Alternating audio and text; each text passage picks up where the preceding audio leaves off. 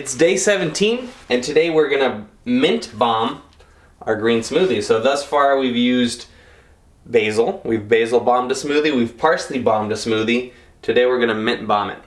So half a bunch of mint goes in the blender. We also have the other half of our bunch of beet greens. Those pop in here. I'm gonna throw in some mango chunks. And this thing is a papaya. And what we're gonna do is we're gonna de-seed it with the knife very carefully. And we're also gonna peel the skin off. Now unfortunately this papaya isn't the ripest. Ideally you want a bright orange, but I live in the Northwest and sometimes you just can't find a tropical papaya in the Northwest that's ripe, so we have to make do how we can. Regardless, it'll still taste good, I'm sure of that. So, pit the other side. Mind you, this is only a small part of a bigger papaya, so the entire papaya was probably like that big. So when you buy one of those, you have enough for multiple smoothies. Into the blender it goes. We add our water.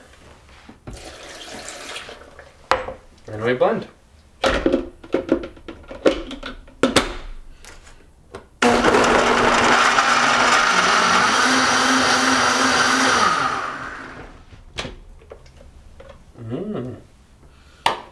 Smells like mint.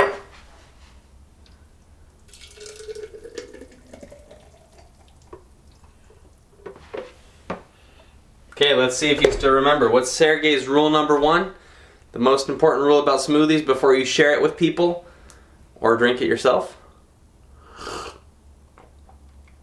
Wow, that's actually really nice. So you always want to make sure, again and again and again, that your product tastes good.